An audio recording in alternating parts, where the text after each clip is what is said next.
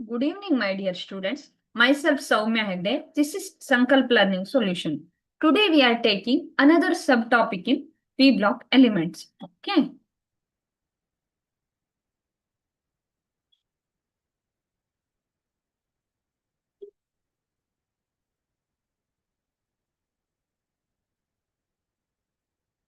So, P block element ಅಂದ್ರೆ ಏನು? P block ಎಲಿಮೆಂಟಿನ ಒಂದು ಅಪಿಯರೆನ್ಸ್ ಏನು? ಪಿ ಬ್ಲಾಕ್ ಎಲಿಮೆಂಟ್ ಯಾವ್ಯಾವ ಸ್ಟೇಟ್ ಅಲ್ಲಿ ಇರುತ್ತೆ? ಇದೆಲ್ಲ ನಾವು ನೋಡ್ತಾ ಬಂದಾಗ ನಮ್ಗೆ ಏನ್ ಹೇಳಿ, ನಮ್ಮ periodic table P block element ಬಗ್ಗೆ ಏನ್ ಹೇಳುತ್ತೆ ಅಂದ್ರೆ, ಪಿ ಬ್ಲಾಕ್ ಎಲಿಮೆಂಟಿನ ಕೆಲವೊಂದು ಕಾನ್ಸೆಪ್ಟ್ ಅನ್ನ ಹೇಗೆ ಎಕ್ಸ್ಪ್ಲೇನ್ ಮಾಡಬಹುದು ಅಂದ್ರೆ, ಪೀರಿಯಾಡಿಕ್ ಟೇಬಲ್ ಅಂತ ಏನು ಟ್ರೆಂಡ್ಸ್ ಇದೆಯಲ್ಲ, electronegativity, oxidation state, ionisation enthalpy, atomic ionic radii, ಇದನ್ನ ನಾವು ಎಲ್ಲಾ ಒಂದು ಎಲಿಮೆಂಟ್ಸ್ ಅಲ್ಲೂ ನೋಡ್ತೀವಿ. ಇದು ಎಸ್ ಬ್ಲಾಕ್ ಇರ್ಬೋದು, ಪಿ ಬ್ಲಾಕ್ ಇರ್ಬೋದು, ಡಿ ಎಫ್ ಇರ್ಬೋದು, ಎಲ್ಲದ್ರಲ್ಲೂ ನಾವು ಆ ಟ್ರೆಂಡ್ ಅನ್ನ ಸ್ಟಡಿ ಮಾಡ್ತೀವಿ. ಯಾಕೆ ಸ್ಟಡಿ ಮಾಡ್ತೀವಿ ಅಂದ್ರೆ, ಅವನ್ನ ನೋಡಿದಾಗ ಆ ಒಂದು ಆಕ್ಚುಯಲ್ ಒಂದು ಎಲಿಮೆಂಟಿನ ಒಂದು ಕ್ವಾಲಿಟಿ ಏನು, ಆ ಆಕ್ಚುಯಲ್ ಎಲಿಮೆಂಟು ಹೇಗೆ ವರ್ಕ್ ಆಗುತ್ತೆ, ಅದರ ಒಂದು ಏನು ಕಾನ್ಫಿಗರೇಷನ್ ಏನಿದೆ, ಯಾಕೆ ಅದು ಹಂಗಾಗ್ತಿದೆ ಅನ್ನೋದನ್ನ ನಾನು ಸೈಂಟಿಫಿಕಲಿ ಒಂದು ರೀಸನ್ ಅನ್ನ ಕೊಡಬಹುದು. ಅದಕ್ಕೆ ನಾವೇನ್ ಮಾಡ್ತೀವಿ, ಪೀರಿಯಾಡಿಕ್ ಟೇಬಲಿನ ಟ್ರೆಂಡ್ಸ್ ಅಂತ ಕರಿತೇವೆ. ಟ್ರೆಂಡ್ಸ್ ಅಂದ್ರೆ ಹೇಗೆ ವರ್ಕ್ ಆಗುತ್ತೆ ಈ ಪಿ ಬ್ಲಾಕ್ ಎಲಿಮೆಂಟ್ ಅಲ್ಲಿ, ಪೀರಿಯಾಡಿಕ್ ಟೇಬಲ್ ಅನ್ನ ನಾವು ಹೇಗೆ ನೋಡ್ಬೇಕು. ಪಿ ಬ್ಲಾಕ್ ಎಲಿಮೆಂಟ್ ಈಗ ಲೆಫ್ಟ್ ಟು ರೈಟ್ ನಾನು down the group, across the period ನೋಡಿದಾಗ ಏನಾಗುತ್ತೆ, ಡೌನ್ ದ ಗ್ರೂಪ್ ನೋಡಿದಾಗ ಏನಾಗುತ್ತೆ, ಇದನ್ನೆಲ್ಲ ನಾನು ಪೀರಿಯಾಡಿಕ್ ಟ್ರೆಂಡ್ಸ್ ಅಂತ ಕರಿತೀನಿ. Okay, first one electronegativity. ಏನಾಗುತ್ತೆ, ಇಲೆಕ್ಟ್ರೋನೆಗೆಟಿವಿಟಿ ಅಂದ್ರೆ ಒಂದು ಇಲೆಕ್ಟ್ರಾನ್ ಅನ್ನ ರಿಸೀವ್ ಮಾಡ್ಕೊಳ್ಳುತ್ತೆ ಅಲ್ವಾ. ಸೊ ಈ ರಿಸೀವ್ ಮಾಡ್ಕೊಳ್ಳೋ ಒಂದು ಟ್ರೆಂಡ್ ಅನ್ನ ನಾನು ಏನಂತ ಕರಿತೀನಿ, ಇಲೆಕ್ಟ್ರೋನೆಗೆಟಿವಿಟಿ ಅಂತ ಕರಿತೀನಿ. ಏನ್ ಹೇಳುತ್ತೆ ಹಂಗಾದ್ರೆ, ನಿಮ್ಗೆ ಇಲ್ಲಿ ಪಿಕ್ಚರ್ ಕಾಣಿಸ್ತಿದೆ ಅಲ್ವಾ. ಸೊ ಇಲ್ಲಿ ಕಾಣಿಸ್ತಿದೆ, ಫ್ರಮ್ ಫ್ಲೋರಿನ್ ಟು ಅಯೋಡಿನ್ ಏನಾಗುತ್ತೆ ಹೇಳಿ, fluorine is most electronegative element. So fluorine ನಲ್ಲಿ ಮೋರ್ ನೆಗೆಟಿವಿಟಿ ಇದೆ. ಎಲೆಕ್ಟ್ರೋನೆಗೆಟಿವಿಟಿ ಅಂದ್ರೆ ಏನ್ ಹೇಳಿ, ಇಲೆಕ್ಟ್ರಾನ್ ಅನ್ನ ತನ್ನ ಕಡೆ ಎಳ್ಕೊಳ್ಳುವಂತ ಕೆಪಾಸಿಟಿ ಅಲ್ವಾ. ಸೊ ಇಲೆಕ್ಟ್ರಾನ್ ಅನ್ನ ತನ್ನ ಕಡೆ ಎಳ್ಕೊಳ್ಳುವಂತ ಕೆಪಾಸಿಟಿ ಯಾರಿಗ್ ಜಾಸ್ತಿ ಇದೆ, ಫ್ಲೋರಿನ್ ಇದೆ as compare to iodine. So fluorine, bromine, chlorine, iodine ಈ ತರ ನಾನೊಂದು ಹ್ಯಾಲೋಜನ್ ಗ್ರೂಪ್ಗೆ ಬಂದ್ರೆ, ಈ ಗ್ರೂಪ್ ಅಲ್ಲಿ ಏನಾಗುತ್ತೆ ಹೇಳಿ, ಯೂಶುವಲಿ ಏನಾಗುತ್ತೆ, ಡಿಕ್ರೀಸಸ್ ಡೌನ್ ದ ಗ್ರೂಪ್.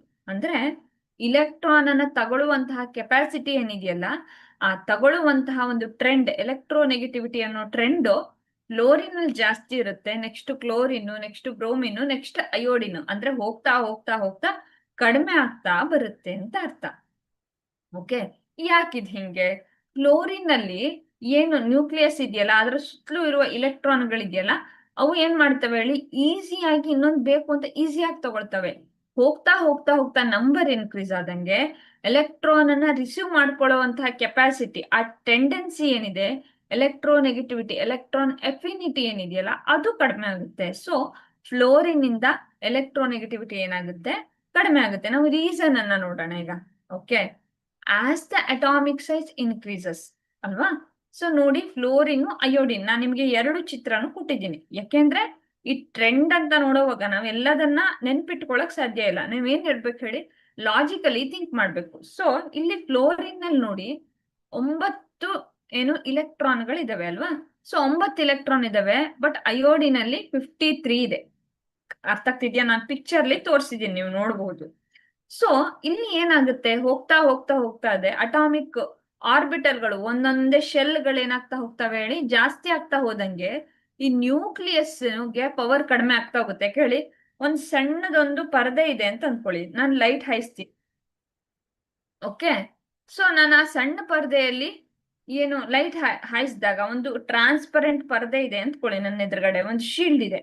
ನಾನು ಅದ್ರ ಥ್ರೂ ಲೈಟ್ ಹಾಯಿಸಿದಾಗ ಏನಾಗುತ್ತೆ, ಆ ಕಡೆ ಸೈಡಿಗೆ ಲೈಟ್ ಬೀಳ್ತಾ ಇರುತ್ತೆ.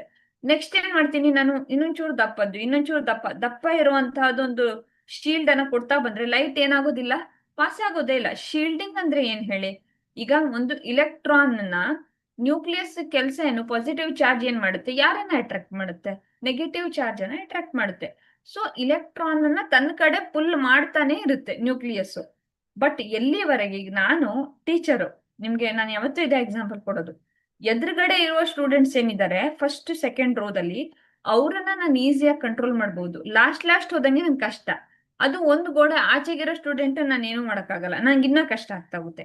ಇನ್ಕ್ರೀಸ್ಡ್ ಅಟಾಮಿಕ್ ಸೈಜ್ ಯಾವತ್ ಇನ್ಕ್ರೀಸ್ ಆಯ್ತೋ ಇಲೆಕ್ಟ್ರಾನ್ ಶೀಲ್ಡಿಂಗ್ ರೆಡ್ಯೂಸ್ ಆಗುತ್ತೆ. ಶೀಲ್ಡಿಂಗ್ ರೆಡ್ಯೂಸ್ ಆದಂಗೆ ನ್ಯೂಕ್ಲಿಯಸ್ ಏನ್ ಮಾಡುತ್ತೆ ಹೇಳಿ, ಪುಲ್ ಮಾಡ್ಕೊಳ್ಳುತ್ತೆ ಶೇರ್ಡ್ ಇಲೆಕ್ಟ್ರಾನ್ ಅನ್ನ. ಸೊ ಇಲ್ಲಿ ಏನಾಗುತ್ತೆ, ಈಸಿಯಾಗಿ ಇಲೆಕ್ಟ್ರಾನ್ ಅನ್ನ ಏನಾಗೋದಿಲ್ಲ ಹೇಳಿ, ತಗೊಳಕ್ಕೆ ಸಾಧ್ಯ ಇಲ್ಲ. ಹಂಗಾಗಿ ಏನಾಗುತ್ತೆ, ಅಟಾಮಿಕ್ ರೇಡಿಯೈ ಡಿಕ್ರೀಸ್ ಆಗುತ್ತೆ, ಅಲ್ಲ ಎಲೆಕ್ಟ್ರೋನೆಗೆಟಿವಿಟಿ ಏನಾಗುತ್ತೆ, ಡಿಕ್ರೀಸ್ ಆಗುತ್ತೆ. Okay, next atomic size. Okay, ಇದು ನಮಗ್ ಗೊತ್ತು. ಫಸ್ಟ್ ಈಗ ನಾನು ಮೇಲಿಂದ ಬರ್ತಾ ಹೋದೆ ಅಂತ ಅನ್ಕೊಳ್ಳಿ. ಈಗ ನಾನು ಎಲ್ಲಿಂದ ಬರ್ತಾ ಹೋಗ್ತೀನಿ ಅಂದ್ರೆ, ಈಗ ನೋಡಿ carbon is smaller than lead ಅಲ್ವಾ.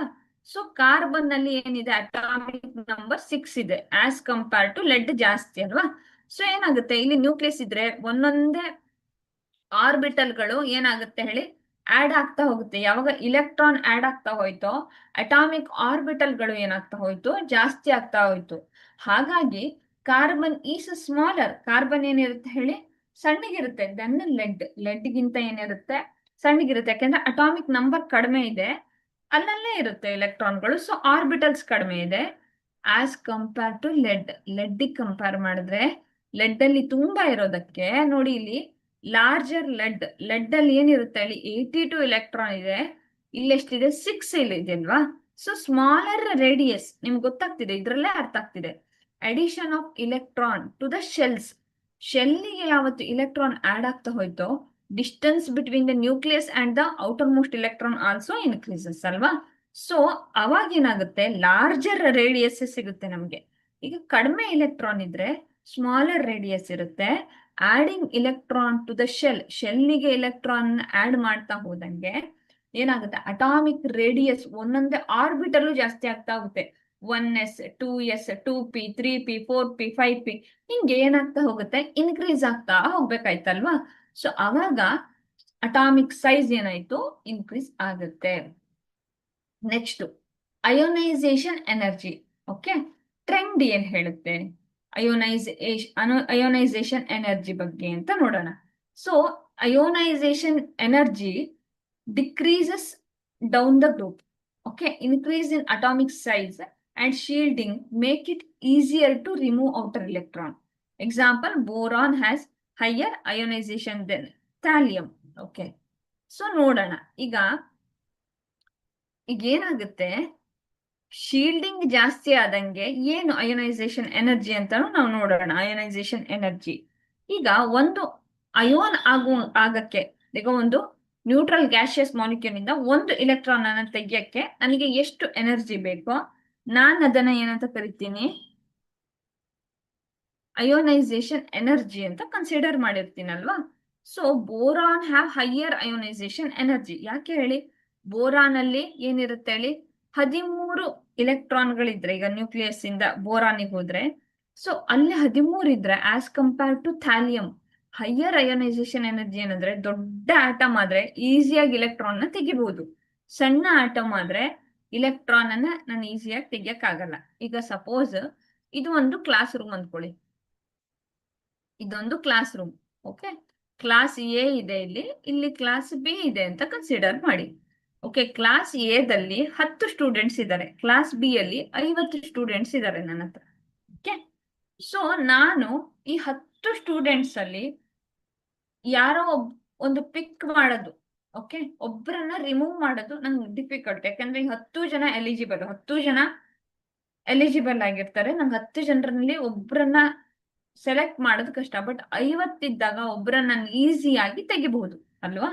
ಸೊ ಅಯೋನೈಸೇಷನ್ ಎಂಥಾಲ್ಪಿ ಎನರ್ಜಿಯಲ್ಲೂ ಹಂಗೆ ಬರುತ್ತೆ. ಓಕೆ, ಸೊ ಇಲ್ಲಿ ನೋಡಿ, ಸ್ಮಾಲ್ ಆಟಮ್ ಇದ್ದಾಗ ಏನಿರುತ್ತೆ, ಈಸಿಯಾಗಿ ನ್ಯೂಕ್ಲಿಯಸ್ ಹಿಡಿದಿಟ್ಕೊಂಡಿರುತ್ತೆ. ಅಂದ್ರೆ ನಮ್ಮ ಹತ್ರ 10 ಸ್ಟೂಡೆಂಟ್ಸ್ ಇದೆ ಅಂತ ಅನ್ಕೊಳ್ಳಿ, ನಾನು ಈಸಿಯಾಗಿ ಕಂಟ್ರೋಲ್ ಮಾಡ್ತಾ ಇರ್ತೀನಿ ಆ ಸ್ಟೂಡೆಂಟ್ಸ್ ಅನ್ನ. ಓಕೆ, ಸೊ 10 ಸ್ಟೂಡೆಂಟ್ ಇದ್ದಾಗ ನಾನು ಏನ್ ಮಾಡ್ತೀನಿ, ಈಸಿಯಾಗಿ ಇವರೇ ಗಲಾಟೆ ಮಾಡಿದ್ದು, ಇವರೇ ಕೀಟ್ಲೆ ಮಾಡಿದ್ದು, ಈ ತರ ನನಗೆ ಸ್ಪೆಸಿಫಿಕ್ ಆಗಿ ಪ್ರತಿಯೊಬ್ಬರದ್ದು ಹೆಸರು ಗೊತ್ತಿರುತ್ತೆ. ಅದೇ ನನ್ನ ಹತ್ರ 80 ಸ್ಟೂಡೆಂಟ್ಸ್ ಇದ್ದೀರಾ ಅನ್ಕೊಳ್ಳಿ, ಅವಾಗ ನನಗೇನಾಗುತ್ತೆ, ಆ ಕಂಟ್ರೋಲ್ ಅನ್ನೋದು ಸ್ವಲ್ಪ ಕಡಿಮೆ ಆಗುತ್ತೆ. ಶೀಲ್ಡಿಂಗ್ ಅಲ್ಲೂ ಹಿಂಗೆ ಆಗುತ್ತೆ. ಏನಾಗುತ್ತೆ, ಸಪೋಸ್ ಈಗ ನಾನು ಒಂದು ಎಲಿಮೆಂಟ್ ಅನ್ನ ಕನ್ಸಿಡರ್ ಮಾಡಿದೆ ಅಂತ ಅಂದ್ಕೊಳ್ಳಿ.